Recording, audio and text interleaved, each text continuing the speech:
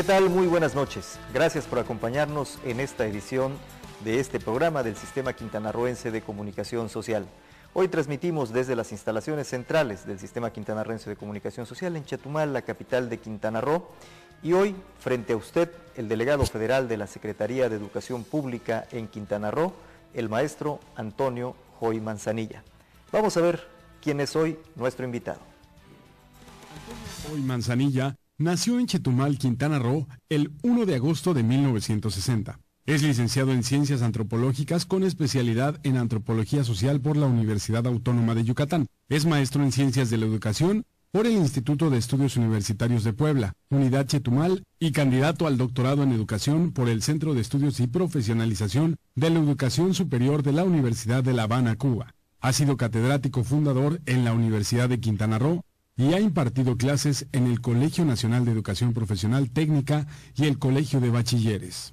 Ha sido director general del Centro de Investigaciones de Quintana Roo, vocal ejecutivo de la Junta Local del Instituto Federal Electoral en Quintana Roo, vocal ejecutivo del Instituto Quintanarroense de la Cultura, director general del Consejo Quintanarroense de Ciencia y Tecnología y subsecretario de Vinculación y Participación Social de la Secretaría de Educación de Quintana Roo. Desde marzo del 2013 se desempeña como delegado federal de la Secretaría de Educación Pública en el estado de Quintana Roo.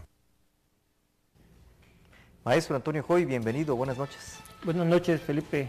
Muchas gracias por invitarme a tu programa. Oye, pues hoy vamos a platicar sobre la reforma educativa, un tema que en las últimas semanas ha estado en boga en todo el país y evidentemente también en Quintana Roo. Una reforma educativa que requirió una modificación a la Constitución de México, que fue aprobada también por los congresos de las entidades federativas de nuestro país y que ya está en vigor. Así es, Felipe, efectivamente.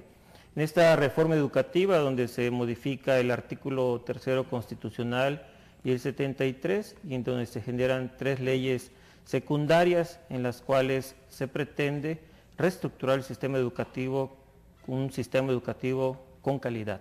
Vamos a empezar por eso, si quieres, maestro Antonio Joy Manzanilla, delegado federal de la SEP en Quintana Roo. ¿Cuáles son esas 3 leyes secundarias que surgen de esta reforma constitucional en materia educativa?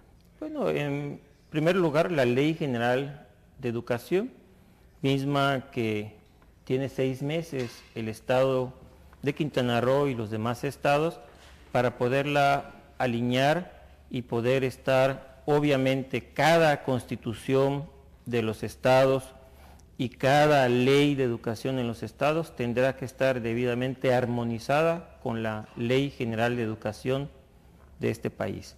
El segundo es la creación del Instituto de Evaluación y que obviamente este instituto pretende generar esa calidad que te comento en la preparación de los maestros, y la Ley General del Servicio Profesional Docente, que es la preparación y la garantía de que cada maestro esté en el aula enseñando y formando a nuestros niños y a nuestros jóvenes por el desarrollo de México. Cada una de estas 3 normas secundarias tiene evidentemente sus asegúnes y tiene sus puntos discordantes para algún segmento del Magisterio Nacional, pero creo que la que más ha llamado la atención es la Ley del Servicio Profesional Docente, que habla de la capacitación de los profesores y que eso es lo que en algunos estados del país ha obligado a que muchos profesores salgan a las calles a protestar y que abandonen las aulas. ¿Por qué crees, Antonio Joy Manzanilla, que ha ocurrido esto?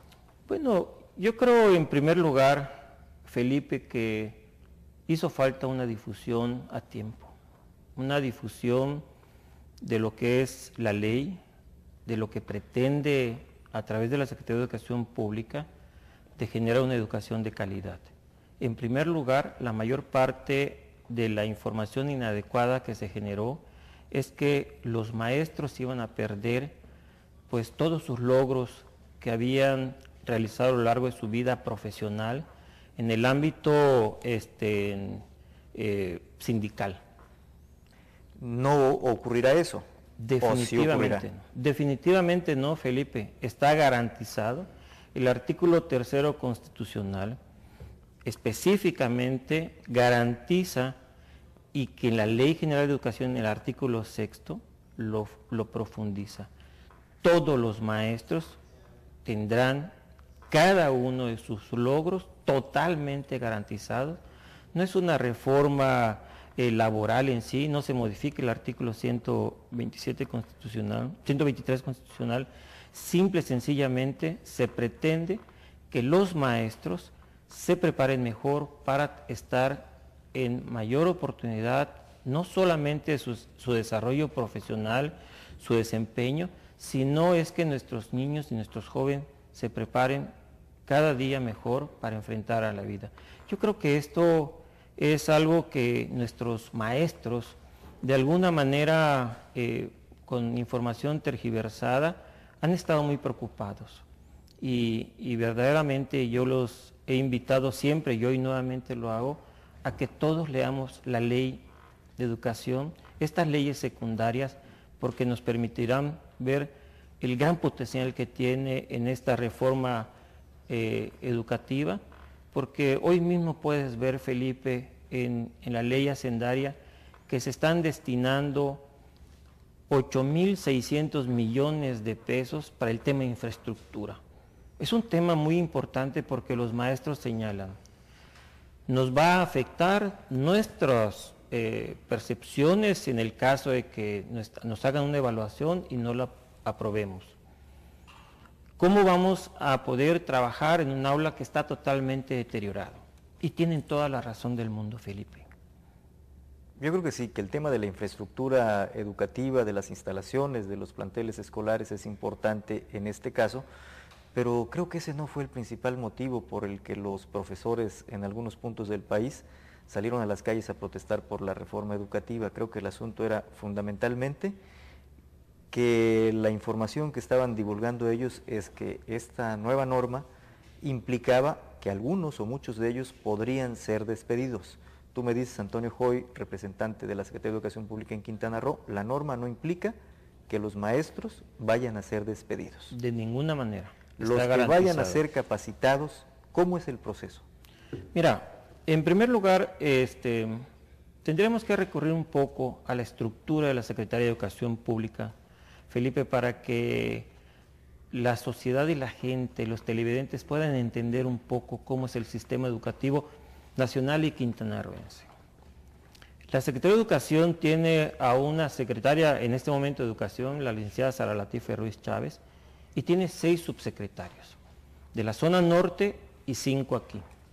Pero también tiene una estructura, tiene 15 jefes de sector y tiene 165 supervisores. Cada supervisor tiene de 2 a 6 ATPs, dependiendo de sus cargas y su territorio en el cual está trabajando, debe de trabajar. Y obviamente dentro de todas estas estructuras tenemos pues 1.800 escuelas y tenemos 1.800 directores.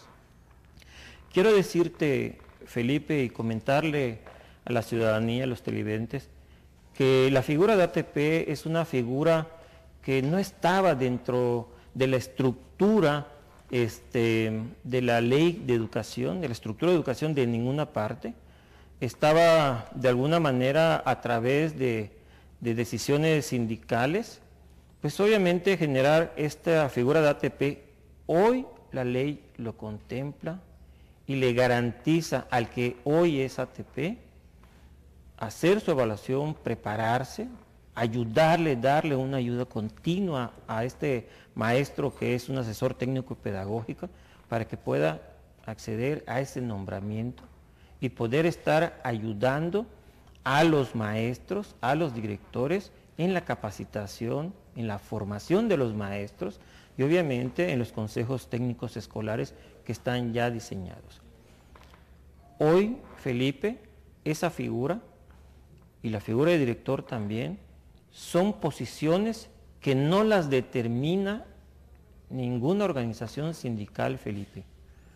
Las determina sus posibilidades de trabajo, su capacidad y su preparación. Hoy, hasta hace algunos meses, para poder ser director de una escuela o ser ATP o ser supervisor, tenía que ser a través de un escalafón sindical que tenía que pasar determinados tiempos. Para llegar a ser director tenía que pasar 25 años. tengas la preparación, la capacidad o las ganas de desarrollar tu trabajo por el bien de nuestros educandos. Eso no importaba. Hoy cualquier joven preparado con 2, 3 años de servicio docente puede aspirar con preparación a ser un director, un ATP o un supervisor o cualquier puesto, porque todos se compiten a través de la evaluación.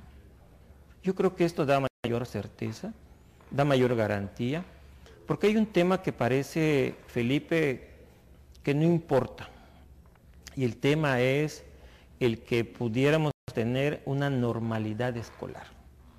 Te digo que parecía que no importa porque implica de que pues, la normalidad escolar es que el maestro esté en el aula, el alumno esté en el aula, y bueno, eso es la normalidad escolar. Aspiramos hoy por hoy, con esta reforma educativa, a una normalidad mínima escolar, porque las escuelas han sido de todo.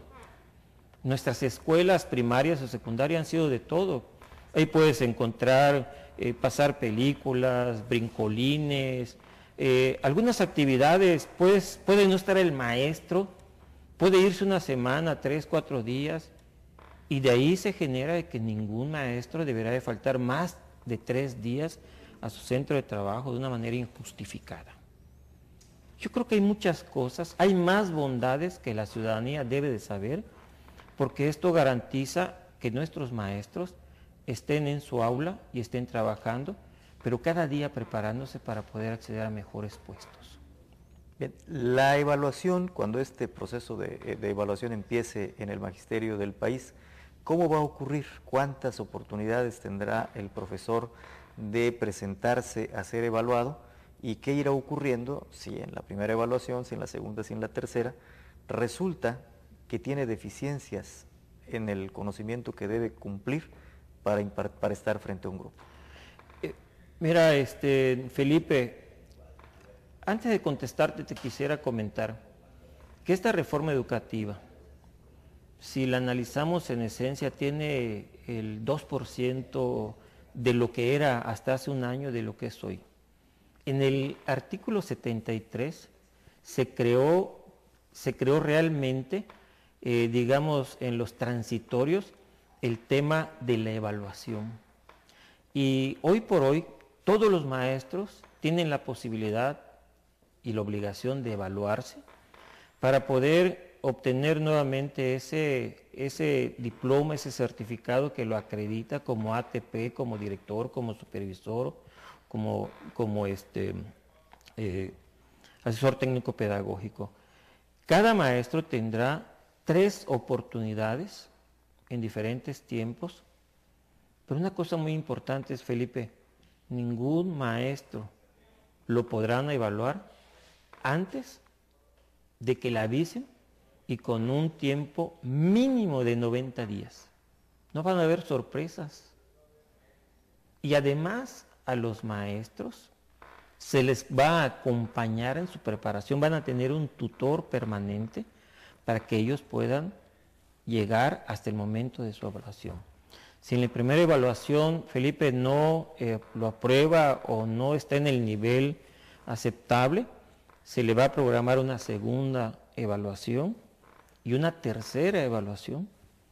Y si en un momento dado ese maestro no lograra tener el nivel aceptable, no que repruebe, no, un nivel aceptable para estar frente a un aula y enseñar, se le va a dar la oportunidad de que pudiera estar en su centro de trabajo o en otro centro de trabajo, pero con las mismas condiciones laborales, no frente a grupo, y sí en cuestiones de administración del centro escolar o de la educación.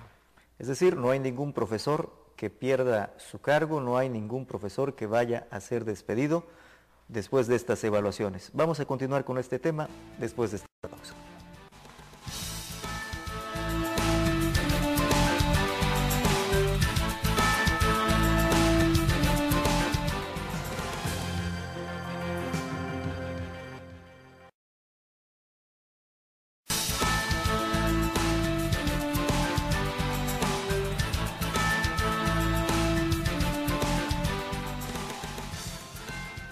Seguimos frente a usted, seguimos platicando con el maestro Antonio Joy Manzanilla, delegado federal de la Secretaría de Educación Pública en Quintana Roo. Platicaba antes del corte el maestro Antonio Joy sobre la evaluación a la que será sometido el magisterio mexicano una vez que, ahora que ya está en vigor esta reforma educativa. Decía, ninguna evaluación será dada a conocer antes de 90 días de que se le aplique al profesor. Ningún profesor se llamará sorprendido cuando vaya a ser evaluado, tendrá un aviso previo.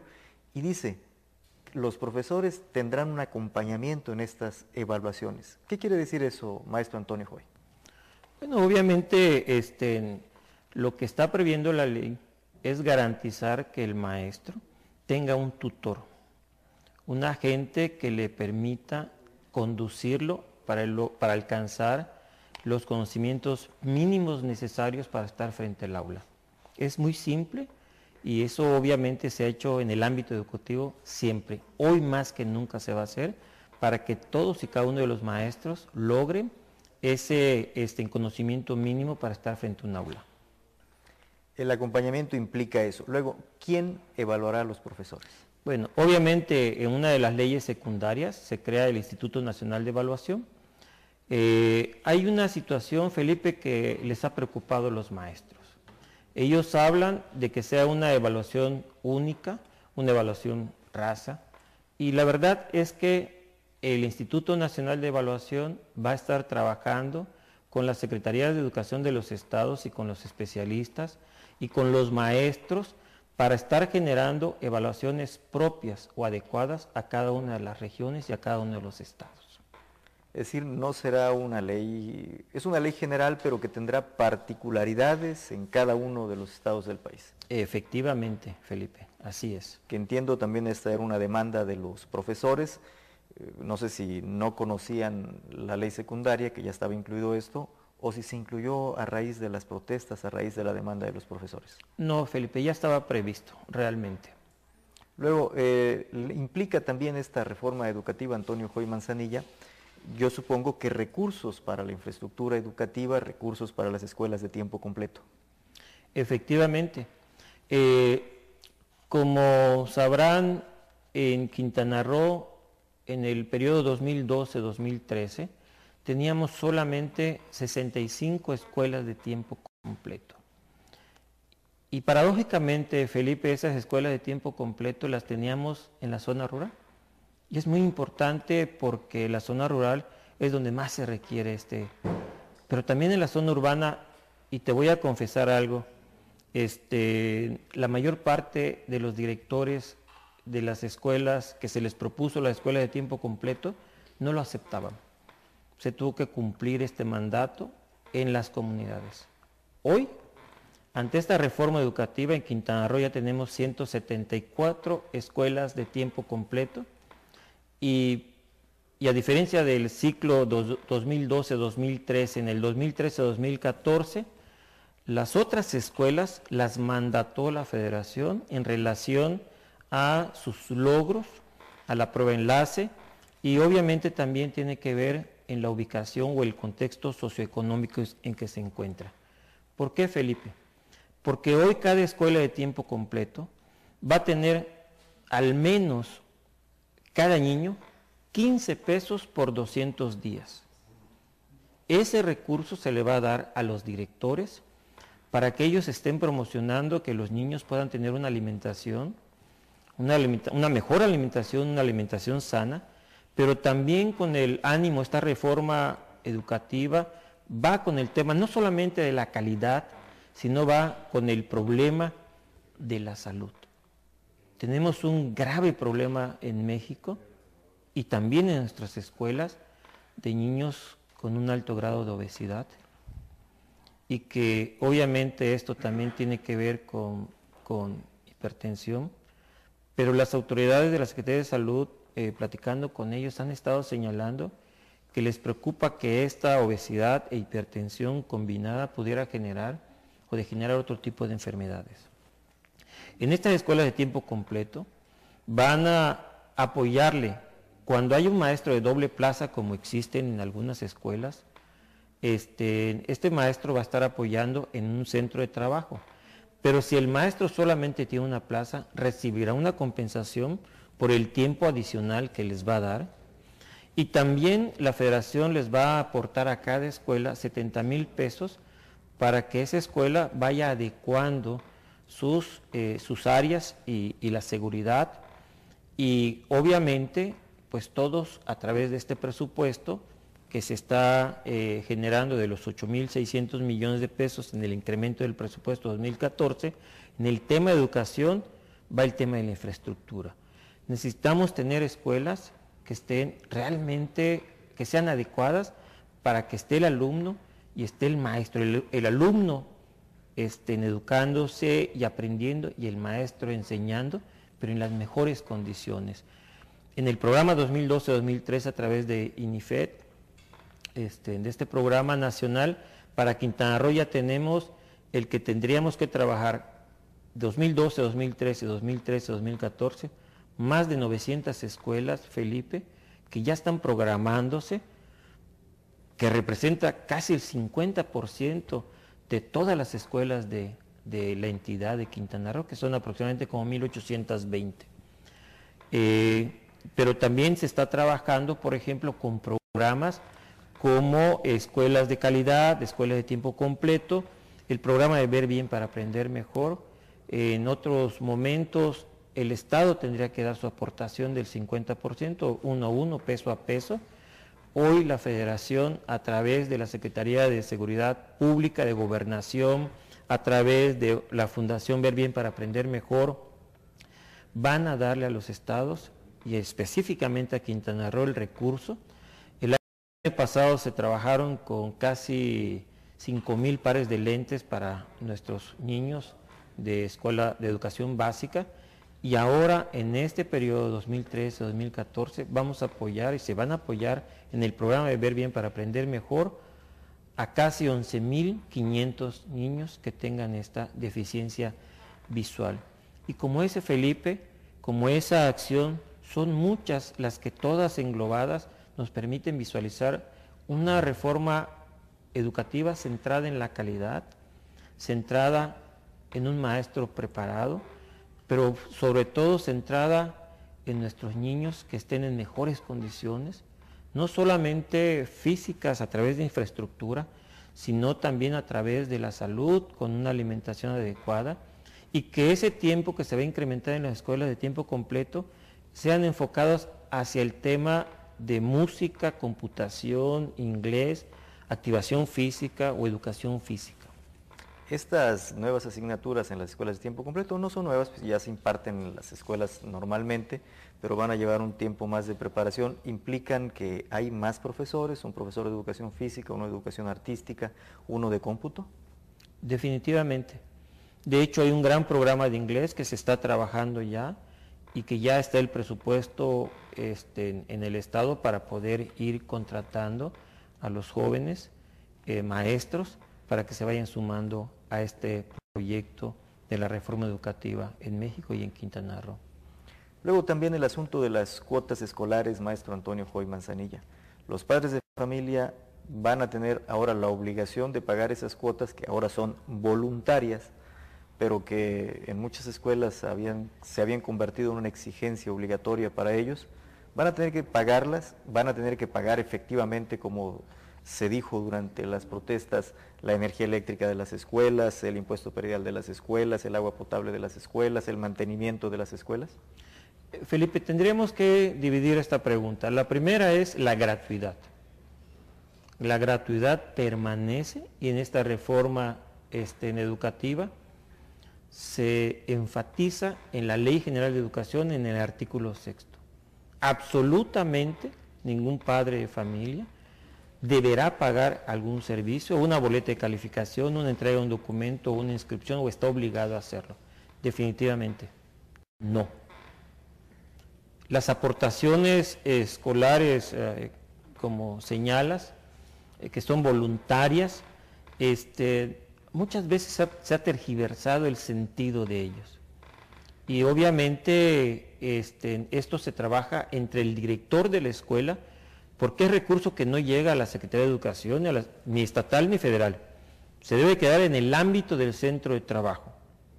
debe de servir para poder resolver los temas inmediatos, que hoy más que nunca se va a fortalecer con los consejos técnicos escolares que se deberán realizar ya por norma, porque como recordarás, el calendario 2013-2014 se le incrementaron 15 días, anteriormente eran de 200 días y en ellos estaban las actividades docentes, la preparación, etcétera, de los maestros. En esta reforma y en este calendario escolar, los 200 días son exclusivamente para las aulas, para que nuestros niños estén en sus aulas. Los otros 8 días son los últimos viernes de cada mes para que el director, con sus maestros, su supervisor, estén trabajando y lleguen a poder vincularse con los padres de familia y resuelvan los temas inmediatos que requieran la escuela. Por un lado está el que en lugar de salir de prepararse, los maestros o vayan a tomar cursos, determinen qué necesitan para poder atender la escuela, por un lado. Y por otro lado, en el Consejo Técnico Escolar, es que los maestros puedan, junto con los padres de familia, decidir qué hacer para mejorar la escuela. Ese es otro tema que se estaba señalando como la gestión escolar, que se está tergiversando. ¿No quiere decir esto, pues, que los padres de familia tengan que pagar todos esos servicios en las escuelas, sino que habrá recursos de la Federación, recursos públicos para ello? Lo profundizamos, maestro Antonio Joy Manzanilla, después de esta pausa.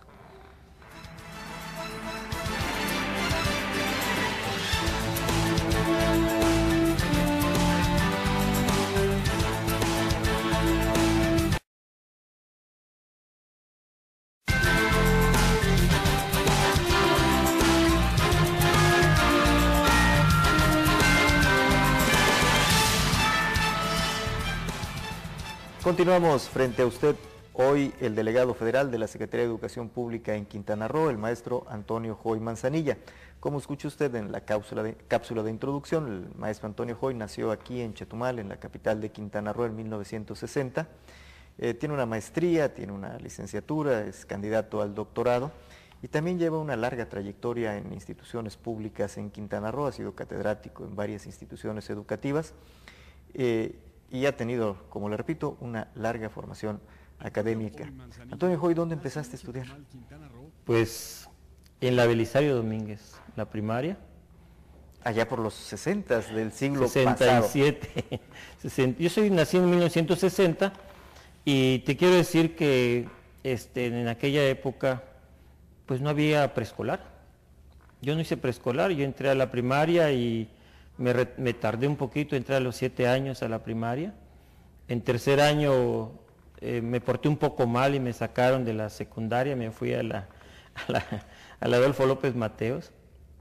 Y bueno, a la Lázaro Cárdenas, donde estaba la López Mateos, y de allá pues obviamente hice la preparatoria aquí con las madres, de la primera preparatoria incorporada Hidalgo, el colegio, que es la base del colegio de bachilleres con el ingeniero Carlos Cervera Solórzano.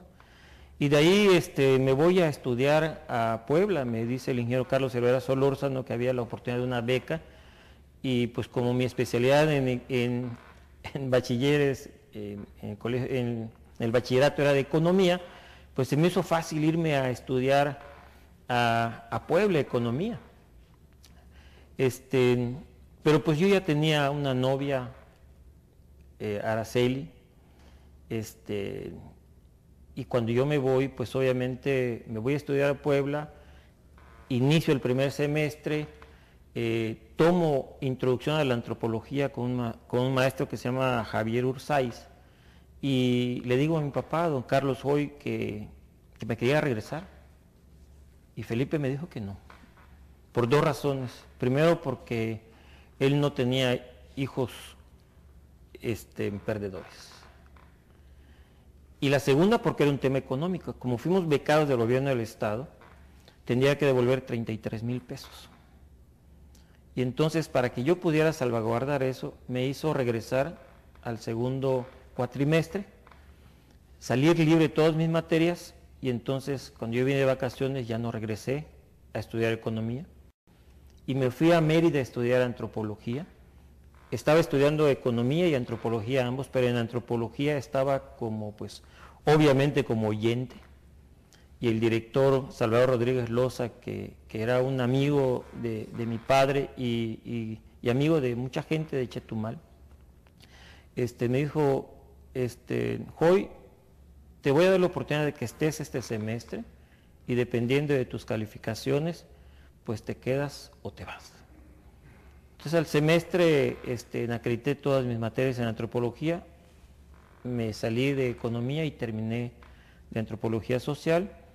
Luego estudié con especialidad en antropología social y luego estudié la maestría en educación en el Instituto de Estudios Universitarios de Puebla, que tiene una sede en Chetumal. Y bueno, pues me voy después a estudiar el doctorado al CEPES, al Centro de Especialización y Profesionalización de la Educación Superior en la Universidad de La Habana. Eso obviamente he terminado mis estudios, pero no me he ido a titular, a hacer mi predefensa de tesis y tampoco mi defensa doctoral. Y bueno, en ese regresar de Puebla, pues por una razón que se llama Araceli, que luego hicimos 9 años de novios y vamos para 27 de casados, con una nena de casi 16 años. Estamos viendo ahí una imagen tuya, creo que es precisamente de la boda, ¿no? Efectivamente, 1987, 19 de diciembre. Que es tu esposa, Araceli, entonces. Sabido, efectivamente. Pues tú conoces a su papá es el don Gabriel Sabido, el famoso Chapulín. Ah, como no, es compañero de aquí del Sistema Quintanarroense de Comunicación Social, así por es, cierto. Felipe, así es. Y luego tienes una larga trayectoria también en la administración pública, Antonio. ¿Desde cuándo? ¿Cuál fue el primer empleo en el gobierno? Bueno, yo estuve trabajando en colegio de bachilleres, inicialmente como jefe del Departamento de Registro y Control Escolar, pero como muchos jóvenes profesionistas con mucho ímpetu, dejé el tema de la carrera y no me titulé. Cuando llega el CICRO a Chetumal, pues me acerco a Enrique Carrillo Barrios Gómez. El CICRO, aquel Centro de Investigaciones de Quintana Roo, que ya no existe, ¿no? Que ya no existe y que yo fui su director, pero que entré como técnico académico en el nivel más bajo, para que yo pudiera hacer mi tesis de licenciatura en antropología. Renuncié a ser jefe del departamento y me fui como técnico académico especializado, ayudante de investigador, específicamente al doctor Dachari y a la doctora Estela Maris. Y ahí estuvimos trabajando con ellos. Quiero decirte que el doctor Dacharis le dio oportunidad a muchos jóvenes a entrar al tema de la investigación sin ninguna preparación previa más que la que él nos daba de manera cotidiana. Y hoy por hoy podemos contar a muchos pupilos del doctor Dachari, como a Lady Hernández, como a Cruzita Kem, mucha gente que hoy son maestros, Ligia Sierra, son maestros de la Universidad de Quintana Roo. Ahí vemos una imagen del CICRO precisamente, allí estás. Efectivamente, está Miguel Martínez, está Alfredo Díaz, y pues eran las reuniones de trabajo que teníamos todos con el cabello muy negro todavía, ¿no? Así es. ¿Eso habrá sido que en los 80s, finales de los 80s? No, más o menos como en el 93. 93. Alfredo era Alfredo Díaz, secretario de Educación, efectivamente. Ese es cuando estabas en el CICRO, entonces como director ya. Como director, efectivamente. Luego de ahí fuiste ¿a dónde? ¿Al Instituto Federal Electoral? De ahí me fui al IFE, estuve un tiempo en el IFE, ahí pues estuvo un poco, te acordarás que los partidos políticos ciudadanizan el IFE y un grupo pues me hace una denuncia de que en una toma de protesta como en la Asociación de Profesionistas de Quintana Roo, donde yo aparezco tomando protesta, pues esa es la fotografía del cual pues me señalan como gente de gobierno y tengo que renunciar al IFE. Y luego me voy a Cultura, y obviamente fue una oportunidad con el ingeniero Mario Villanueva.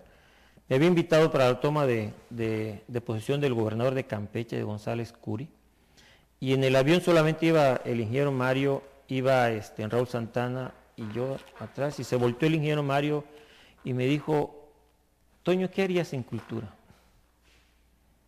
Y la verdad es que te quiero decir, Felipe, que fue una sorpresa, una pregunta a Bocajarro, y le dije, ingeniero, acercar a la gente.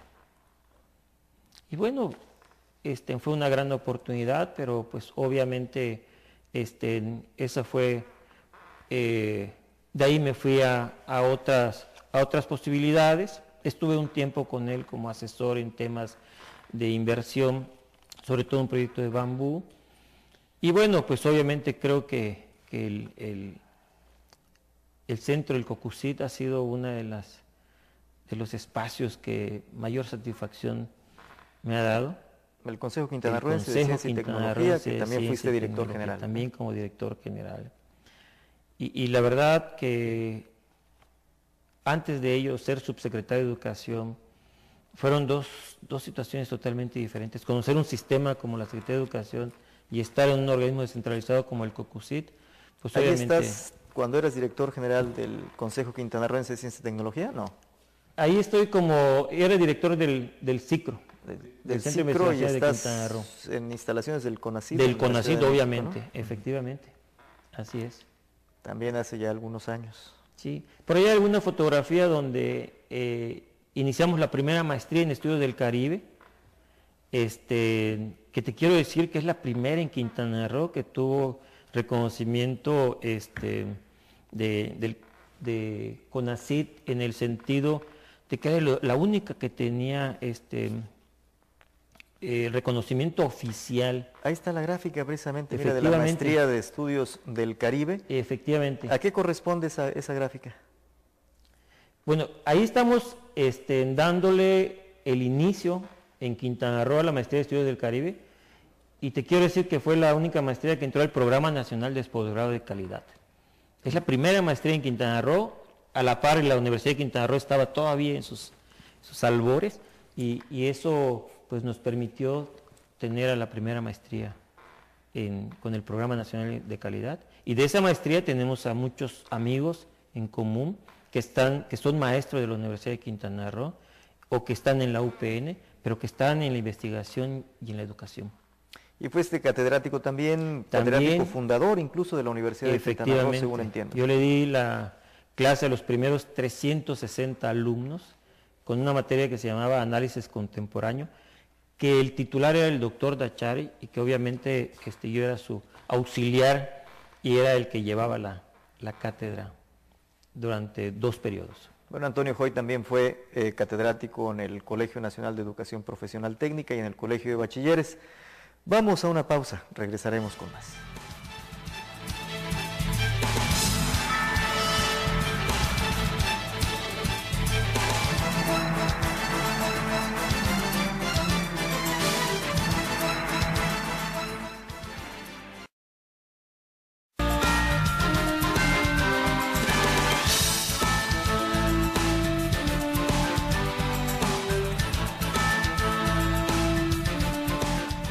Continuamos frente a usted platicando con el delegado federal de la Secretaría de Educación Pública en Quintana Roo, el maestro Antonio Joy Manzanilla.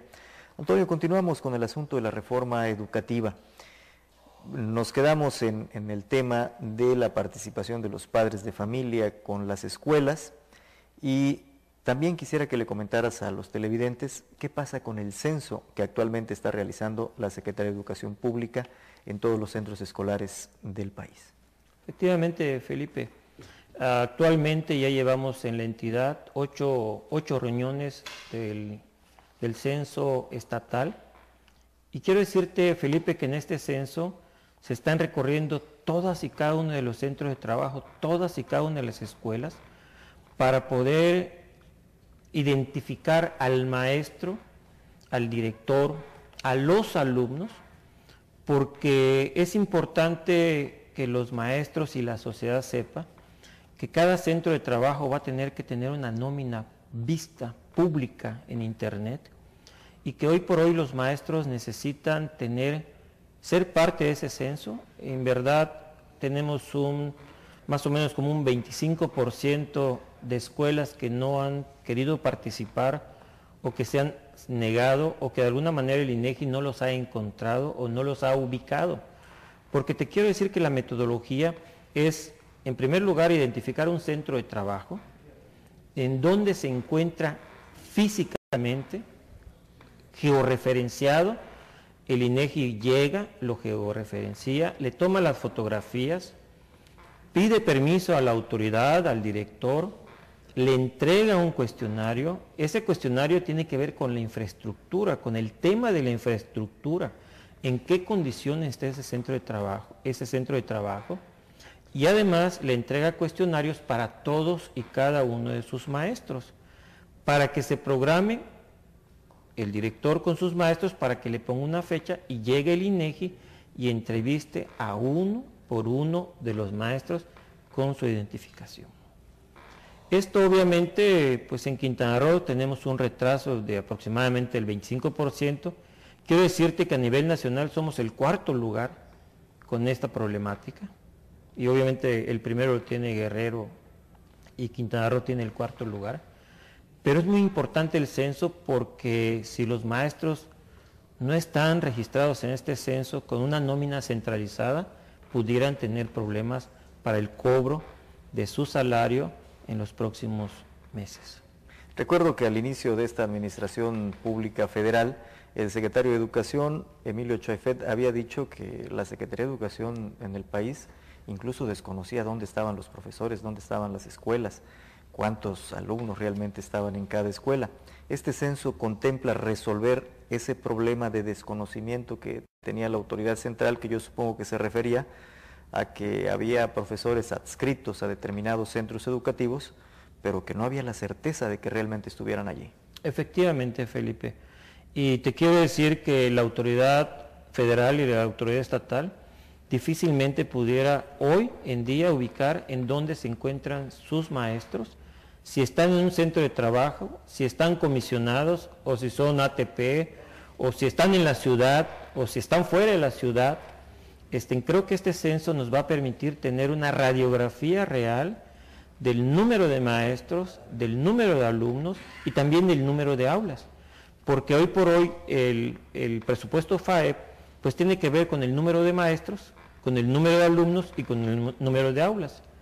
Y quiero decirte que Quintana Roo en 2013-2014 solamente pudimos obtener para el Estado 49 espacios, 29 nuevas y 40 de jubilados que se habían retirado, y fue lo único que pudimos ofrecerle a tanto joven de la normal, a tanto profesionista, porque la mayor parte de las plazas están ocupadas, las plazas y las horas.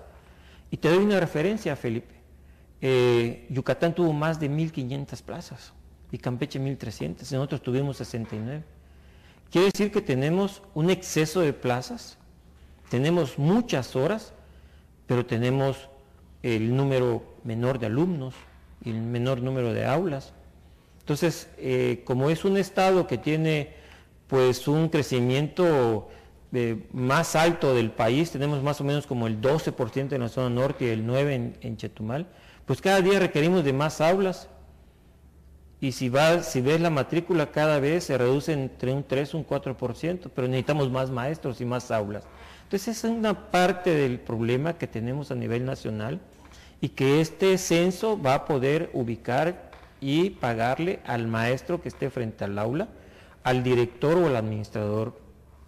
Quien esté perfectamente bien ubicado, va a ser quien reciba su pago en este nuevo formato del Fondo de Educación Nacional.